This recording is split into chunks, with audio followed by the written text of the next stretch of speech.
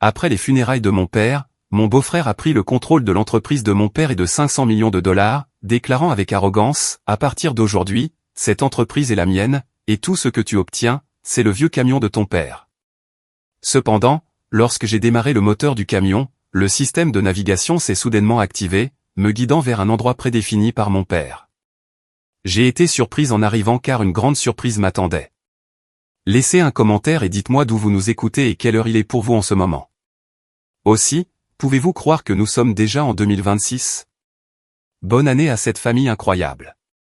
J'espère que cette année vous apportera force et nouveaux départs. Si vous voulez soutenir la chaîne et voir plus d'histoires comme celle-ci, montrez un peu d'amour dans les commentaires. Cela nous aide vraiment à grandir. Maintenant, revenons à l'histoire. Il pleuvait. Évidemment qu'il pleuvait.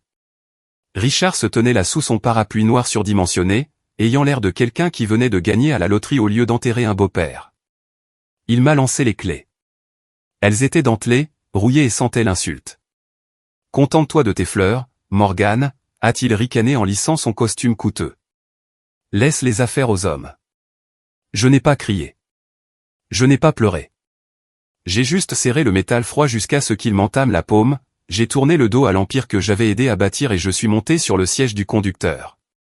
Le fourgon sentait le chewing-gum à la menthe et le tabac froid. C'était mon père. C'était une embuscade sensorielle qui m'a frappé au moment où j'ai fermé la porte, m'enfermant dans une boîte métallique qui ressemblait plus à un tombeau qu'à un véhicule. Pendant une seconde, juste un battement de cœur, ma gorge s'est serrée. Je voulais appuyer mon front contre le volant et laisser le chagrin me submerger. Mais j'ai regardé dans le rétroviseur. Richard était toujours debout sous le porche du manoir qui était maintenant le sien, me regardant partir. Il souriait. Ce sourire a fait évaporer mes larmes instantanément. Le chagrin était un luxe que je ne pouvais pas me permettre. La rage était mon carburant, et j'avais le réservoir plein. J'ai tourné la clé. Le moteur a crachoté, toussant comme un mourant avant de rugir de vie avec un cliquetis de défi. J'ai passé le lourd levier de vitesse et j'ai conduit, laissant l'allée de gravier du domaine derrière moi sans regarder en arrière. « Contente-toi de tes fleurs », avait-il dit, comme si nourrir quelque chose était une faiblesse. Comme si construire quelque chose à partir de la terre n'était pas le travail le plus difficile au monde. Au cours des 3 dernières années, alors que le cancer rongeait mon père de l'intérieur, c'était moi qui changeais les poches de perfusion. C'était moi qui gérais les gouttes de morphine et tenais sa main quand la douleur lui faisait oublier son propre nom. Où était Richard? Il était sur le terrain de golf. Il faisait du réseautage. Il gérait l'entreprise vers la stagnation en attendant que le vieil homme meure. Richard pensait que mon père était trop malade pour remarquer la négligence. Il pensait que la morphine l'avait aveuglé, mais mon père voyait tout. Il voyait qui tenait le seau, et il voyait qui tenait le carnet de chèques. Alors que les portes en fer du domaine s'effaçaient au loin, mes pensées se sont tournées vers Samantha, ma sœur. Elle s'était tenue juste à côté de Richard pendant qu'il m'humiliait. Elle n'avait pas dit un mot. Elle ne m'avait même pas regardé. Quelques années auparavant, ce silence m'aurait brisé le cœur. Je l'aurais traité de cruel. Mais alors que je conduisais sur la route côtière sinueuse, j'ai réalisé quelque chose de plus froid, quelque chose de clinique. Samantha n'était pas méchante. Elle était brisée. Richard n'avait pas simplement pris le contrôle de l'entreprise. Il avait colonisé son esprit. Pendant une décennie, il avait redéfini l'abus comme du stress exécutif. Il avait rebaptisé son narcissisme en génie des affaires. Il avait lentement, méthodiquement normalisé sa cruauté jusqu'à ce qu'elle ne puisse plus faire la différence entre un mari et un preneur d'otages. Elle ne m'a pas défendu parce que dans son monde, défendre la victime est une trahison envers le maître. Elle était piégée dans une prison psychologique aux barreaux invisibles, et elle était trop terrifiée pour même secouer la cage. Je ne la laissais pas simplement derrière moi.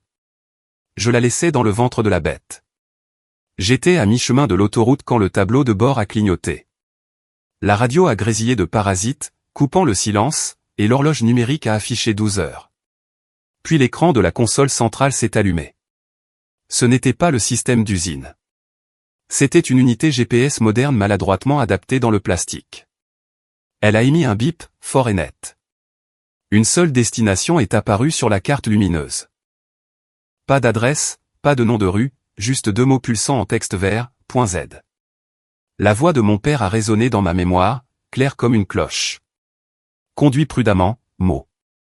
Tu connais le chemin, j'ai ressenti un frisson qui n'avait rien à voir avec la climatisation. Je n'ai pas tourné vers mon appartement. J'ai resserré ma prise sur le volant et j'ai tourné vers la côte. Le jeu ne s'était pas terminé aux funérailles. Il venait juste de commencer. Le GPS m'a fait quitter le bitume pour une piste de gravier qui serpentait comme une cicatrice le long du bord de la falaise. L'océan s'agitait en contrebas, gris et violent, correspondant à la tempête qui couvait dans ma poitrine. Le point Z n'était pas une banque. Ce n'était pas le bureau d'un avocat. C'était le vieux phare, un entrepôt de phares désaffecté où mon père avait garé son tout premier camion il y a 40 ans. Il se trouvait sur une étendue désolée du promontoire, la peinture s'écaillant. Le logo Titan Logistique s'était estompé pour devenir un fantôme sur le métal ondulé. Pour le monde, c'était une ruine. Pour Richard, c'était probablement juste un autre actif à liquider. Mais alors que j'arrêtais le fourgon devant les portes rouillées de la baie, j'ai réalisé que c'était le seul endroit que Richard ne visitait jamais. C'était trop sale. J'ai coupé le moteur. Le silence était lourd, brisé seulement par le vent sifflant à travers les fissures du bardage. J'ai attrapé la lampe de poche dans la boîte à gants et je suis sorti. La clé que Richard m'avait jetée ne correspondait pas seulement au contact. Il y avait une deuxième clé plus petite sur l'anneau. Elle s'est glissée dans le cadenas de la porte de l'entrepôt avec un clic satisfaisant. J'ai poussé la lourde porte en acier, me préparant à l'odeur de l'abandon. Au lieu de cela, j'ai senti le thé Earl Grey. Ma mère était assise à une table pliante au centre du vaste espace vide. Une seule lampe de travail industriel était allumée, projetant de longues ombres contre les murs. Suzanne, qui avait passé toutes les funérailles à trembler comme une feuille, serrant un mouchoir et s'appuyant sur Richard pour se soutenir, était maintenant assise le dos droit, lisant un dossier. Elle a levé les yeux quand je suis entré. Ses yeux étaient secs. Ses mains étaient stables. « Ferme la porte, Morgane » a-t-elle dit. Sa voix ne tremblait pas. C'était la voix de la femme qui avait tenu les comptes quand cette entreprise n'était rien d'autre que 2 camions et un rêve. Je suis resté figé. « Maman, qu'est-ce que tu fais ici » ai-je demandé. Richard pense que tu es au domaine, sous sédatif. Elle a fermé le dossier et a fait un geste vers le lourd coffre-fort ignifugé posé sur le sol à côté d'elle. Richard pense ce que nous voulons qu'il pense, a-t-elle répondu calmement. Il pense que je suis une veuve éplorée qui signera n'importe quel papier qu'il mettra devant moi. Il pense que tu es une jardinière vaincue qui conduira ce fourgon dans l'océan. Il a tort sur les 2 points. Je me suis approché, regardant le coffre-fort. Pourquoi, ai-je chuchoté. Pourquoi papa a-t-il laissé cela arriver? Pourquoi a-t-il laissé Richard prendre l'entreprise? Pourquoi ne m'a-t-il rien laissé d'autre que ce fourgon? Ma mère s'est levée et s'est dirigée vers moi. Elle a placé une main sur ma joue, son toucher ferme. Il ne t'a pas laissé sans rien, Morgane. Il t'a laissé l'arme. Elle m'a tout expliqué alors. La vérité qui a réorganisé toute ma compréhension des 3 dernières années. Mon père n'avait pas été aveugle à la cupidité de Richard. Il l'observait. Il était le gardien silencieux. Il savait que s'il renvoyait Richard de son vivant, Richard aurait brûlé l'entreprise par méchanceté. Il aurait fait jouer la dette, détruit la réputation et entraîné Samantha dans sa chute. Richard s'était fait le mur porteur de l'entreprise. Le retirer de force aurait fait s'effondrer le toit sur nous tous. Alors, papa a joué le long jeu. Il devait mourir pour que Richard se sente en sécurité. Il devait laisser Richard croire qu'il avait gagné. Que le vieil homme était trop malade pour remarquer les détournements de fonds, trop faible pour riposter. Il savait que l'arrogance de Richard était son seul angle mort. Richard ne me craindrait jamais parce qu'il ne me respectait pas. Il ne vérifierait jamais le fourgon parce qu'il le voyait comme un déchet. Papa a construit un cheval de 3 faits de rouille et de silence, et il a attendu d'être en terre pour donner l'ordre d'attaquer. Ma mère a tourné le cadran du coffre-fort. Il s'est ouvert avec un clic. Ce n'était pas une insulte, Morgane, a-t-elle dit en tirant la lourde porte. C'était un passage de témoin. J'ai passé le reste de la nuit à lire. Le coffre contenait 2 choses, un carnet relié en cuir rempli de l'écriture de mon père et un disque dur étiqueté Livre de l'ombre. J'ai commencé par le carnet. Ce n'était pas un journal intime. C'était un registre de crimes. Pendant 5 ans, mon père avait suivi chaque mouvement de Richard. Chaque retrait inexpliqué, chaque facture falsifiée, chaque société écran créée aux îles Caïmans. Richard n'était pas seulement paresseux. Il était un parasite. Il avait drainé l'entreprise pour financer une addiction au jeu qui était devenue incontrôlable. Il avait perdu des millions dans des parties de poker à gros enjeux à Macao et Monaco, couvrant ses pertes en détournant l'argent du fonds de pension des employés et en contractant des prêts à taux d'intérêt élevés contre les actifs de l'entreprise. Mais la véritable horreur n'était pas le vol. C'était la falsification. J'ai trouvé un dossier de demande de prêt, toute signée par Samantha. La signature de ma sœur était parfaite, trop parfaite. C'était une copie numérique collée sur document après document. Richard l'avait piégé. Si l'entreprise coulait, si les créanciers réclamaient leur dû, ils ne feraient pas que nous mettre en faillite. Ils enverraient Samantha en prison pour une fraude qu'elle ne savait même pas commettre. Ma justification a changé en un instant. Il ne s'agissait plus de ma fierté. Il ne s'agissait pas de l'insulte aux funérailles ou du fourgon rouillé. C'était une mission de sauvetage.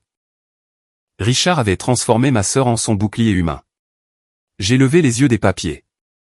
Le soleil se levait sur l'océan, peignant le ciel de meurtrissures violettes et rouges. Ma mère dormait sur une chaise, enveloppée dans une couverture. Elle semblait paisible pour la première fois depuis des années, déchargée du secret qu'elle avait gardé pour nous protéger. Je me suis dirigé vers la fenêtre. Dehors, le fourgon rouillé reposait dans les hautes herbes, attrapant la première lumière. Il semblait robuste, sans prétention, dangereux. Richard voyait une jardinière quand il me regardait. Il voyait quelqu'un qui jouait avec la terre, quelqu'un de petit et d'insignifiant. Il ne réalisait pas que les jardiniers savent exactement comment tailler une maladie avant qu'elle ne tue l'arbre entier. Il ne savait pas que nous n'avons pas peur de nous salir les mains. J'ai fermé le carnet. La peur qui vivait dans ma poitrine depuis les funérailles s'est évaporée, remplacée par une clarté froide et nette. Richard avait bâti son empire sur des mensonges et des moyens de pression. Il pensait être intouchable parce qu'il détenait les clés du château, mais il ne savait pas que je détenais les plans des fondations. Et je savais exactement où placer la dynamite. Je n'ai pas pris le château d'assaut. Pas encore. Je suis retourné au travail. J'ai mis mes bottes boueuses et ma veste en toile, et j'ai passé mes journées à concevoir des jardins zen et à tailler des roses pour les clients riches que Richard méprisait. Pour le monde, j'étais la sœur vaincue, celle qui avait accepté son sort dans la vie. Pour Richard, j'étais invisible. C'était mon plus grand avantage. Pendant que Richard était occupé à acheter un yacht de 70 pieds qu'il ne pouvait pas se permettre et à licencier les responsables logistiques qui osaient remettre en question sa vision, j'étais occupé à les rencontrer. J'ai utilisé l'argent liquide opérationnel du coffre-fort, le trésor de guerre de mon père, pour engager le meilleur expert comptable judiciaire de l'État. Ensuite, j'ai commencé à passer des appels. J'ai rencontré la vieille garde, les membres du conseil que Richard avait évincés ou aliénés, dans des endroits où Richard ne mettrait jamais les pieds, des restaurants routiers, des parcs publics, l'arrière de ma pépinière. J'ai conduit le fourgon rouillé à chaque réunion. Il est devenu un symbole. Quand j'arrivais, il ne voyait pas un échec. Il voyait la fille de Robert conduisant le camion de Robert. Il voyait la continuité. Il voyait le respect. Je leur ai montré les livres de l'ombre. Pas tout, juste assez pour leur faire peur. Juste assez pour prouver que leurs dividendes étaient siphonnés vers un trou noir à Monaco. Un par un, leur scepticisme s'est transformé en rage. Un par un, ils ont signé leur vote par procuration en ma faveur. Pendant ce temps, Richard perdait pied. Les comptes qu'il essayait de vider étaient soudainement gelés grâce aux injonctions discrètes que mon avocat déposait. Il perdait de l'argent et le contrôle, et il ne savait pas pourquoi. Il m'a appelé tard un soir, sa voix pâteuse à cause du scotch coûteux. « J'ai besoin que tu signes quelques papiers, Morgan, a-t-il exigé, sautant les politesses. Juste quelques formulaires de restructuration pour le domaine. Je dois liquider quelques actifs hérités pour rationaliser les opérations. Je ne comprends pas ces choses juridiques, Richard, ai-je dit, jouant parfaitement mon rôle. Tu sais que je ne suis pas doué pour les affaires. Peut-être devrions-nous attendre la réunion trimestrielle du conseil. Je pourrais les apporter à ce moment-là. Ne sois pas stupide, a-t-il claqué. Signe-les juste et je te donnerai $5000. Achète-toi de nouvelles pelles. Je te verrai à la réunion, Richard, ai-je dit avant de raccrocher. J'ai regardé le calendrier sur mon mur. La réunion trimestrielle était dans 3 jours. J'avais les votes. J'avais les preuves. J'avais l'effet de surprise. Richard pensait qu'il marchait vers un couronnement. Il ne savait pas qu'il marchait vers une exécution. La réunion trimestrielle du conseil d'administration s'est tenue dans la salle de conférence aux parois de verre au dernier étage de la tour Titan Logistique. Richard était assis en bout de la table en acajou, l'air mal en point. Ses yeux étaient injectés de sang, sa cravate était desserrée, et il dégageait l'énergie désespérée et agressive d'un animal acculé. Il ne ressemblait pas à un PDG. Il ressemblait à un homme essayant de courir plus vite qu'un tsunami. Finissons en, a-t-il aboyé, sans même regarder l'ordre du jour. Je propose de dissoudre la structure actuelle du Conseil et de consolider le pouvoir exécutif. Nous avons besoin d'agilité, pas de comité. La salle était silencieuse. Les membres restants du Conseil, les quelques sycophantes qu'ils n'avaient pas encore virés, semblaient nerveux. Ils savaient que l'entreprise saignait, mais ils avaient trop peur pour parler. Les lourdes doubles portes se sont ouvertes. Je suis entré. Je ne portais pas ma veste en toile. Je portais un tailleur bleu marine sur mesure qui coûtait plus cher que la compte du yacht de Richard. Derrière moi marchaient deux hommes, Arthur Sterling, l'expert comptable judiciaire, et l'inspecteur Miller de la brigade des fraudes. Richard a levé les yeux, confus. Puis il a ri, un son cassant et nerveux. Qu'est-ce que c'est que ça? La journée amenait votre fille au travail? Retourne à tes fleurs, Morgan. Les adultes parlent. Je n'ai pas dit un mot. J'ai marché jusqu'au devant de la salle, j'ai branché mon ordinateur portable au système de présentation et j'ai projeté une seule image sur l'écran massif derrière Richard. Ce n'était pas un graphique. C'était un scan d'une demande de près de 5 millions de dollars signée par Samantha. À côté, j'ai projeté les métadonnées numériques, prouvant que la signature avait été copiée-collée à partir d'une carte d'anniversaire. Je ne suis pas ici pour parler de fleurs, Richard, ai-je dit, ma voix calme portant jusqu'à chaque coin de la pièce. Je suis ici pour parler des 40 millions de dollars que tu as détournés. Le visage de Richard est devenu blanc, puis rouge. Il s'est levé si vite que sa chaise s'est renversée. Tu mens. C'est une sécurité de données propriétaires. Assieds-toi, ai-je dit. Ce n'était pas une demande. C'était un ordre. Je possède la dette, Richard. J'ai acheté les prêts en cours ce matin. Je contrôle 60% des droits de vote, et j'ai les livres de l'ombre. J'ai cliqué sur la télécommande. L'écran s'est rempli de rangées de chiffres, ses retraits secrets, ses pertes de jeu, les sociétés écrans. La salle a eu le souffle coupé. Richard a regardé l'écran, puis moi, puis la porte, et ensuite il s'est brisé. Ce n'était pas de la colère. C'était un effondrement. La blessure narcissique. Le moment où le faux soi, le PDG de génie, le grand homme a volé en 1 million d'éclats. Il ne m'a pas attaqué. Il a commencé à pleurer. Pas des larmes de remords, mais des larmes d'apitoiement sur soi. Ce n'était pas ma faute, a-t-il crié, sa voix se brisant. Le marché s'est retourné. J'essayais de nous sauver. C'était ton père. Il m'a piégé. Il savait. Il voulait que j'échoue. Puis il s'est tourné vers Samantha, qui venait d'entrer par la porte. Et toi, tu ne m'as jamais soutenu. Tu voulais juste l'argent. J'ai fait ça pour toi. Il perdait les pédales, blâmant tout le monde sauf lui-même, rétrécissant sous nos yeux jusqu'à n'être plus qu'un petit homme pathétique dans un costume coûteux. Il m'a regardé, suppliant, Morgan, s'il te plaît. Nous sommes une famille. Ne fais pas ça. Je l'ai regardé, froide comme l'océan. Nous ne sommes pas une famille, Richard. Tu es juste un mauvais investissement. J'ai fait un signe de tête à l'inspecteur Miller. Il est tout à vous. Richard a été escorté dehors menottes au poignet, hurlant à propos d'avocats et de conspiration jusqu'à ce que les portes de l'ascenseur se ferment enfin, coupant sa voix. Le silence qui a suivi était lourd, brisé seulement par le ronronnement du projecteur. Samantha se tenait près de la porte, fixant l'écran où sa signature falsifiée brillait en haute définition. Elle l'a regardé pendant un long moment. Puis elle m'a regardé. Le charme était rompu. Les années de manipulation mentale, à s'entendre dire qu'elle était folle, à être rabaissée pour que Richard puisse se sentir grand. Tout cela s'est brisé sous le poids de la preuve indéniable. Elle n'a pas crié. Elle a pleuré. C'était un son calme, dévastateur. Le son de quelqu'un pleurant les années perdues. Je me suis approché et j'ai mis mes bras autour d'elle. Je suis désolé, a-t-elle chuchoté contre mon épaule. Je suis tellement désolé, Mo. C'est bon, ai-je dit en la serrant fort. Il est parti. Nous sommes en sécurité. Dans les semaines qui ont suivi, l'entreprise a traversé une désintoxication douloureuse mais nécessaire. J'ai pris le fauteuil de PDG temporairement, juste assez longtemps pour stabiliser le navire. J'ai engagé Arthur Sterling comme directeur financier et j'ai ramené l'un des membres du conseil évincé, une femme nommée Elena, qui avait été le bras droit de mon père, pour servir de présidente par intérim. J'ai réalisé rapidement que je ne voulais pas du bureau d'angle. Je ne voulais pas vivre dans une tour de verre.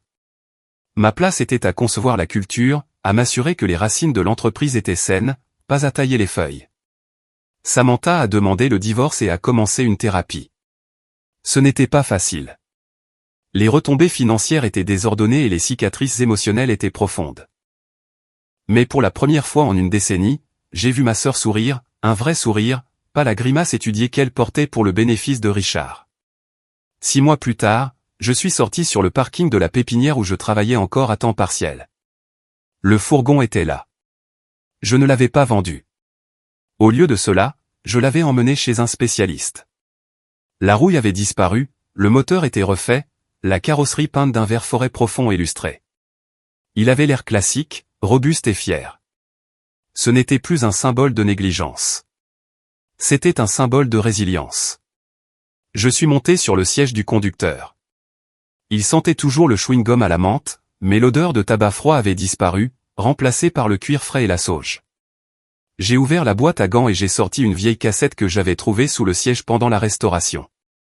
Elle était étiquetée Road Trip Mix 98. Je l'ai poussée dans le lecteur. Il y a eu un moment de friture et puis la voix de mon père a rempli l'habitacle, enregistré par-dessus le début d'une chanson. Conduis prudemment, Mo. Tu connais le chemin, j'ai souri, j'ai mis le fourgon en vitesse et j'ai conduit vers la côte. Le soleil se couchait, peignant le ciel en or et violet. Je n'étais plus seulement une jardinière. J'étais la gardienne de l'héritage, et la récolte était enfin rentrée.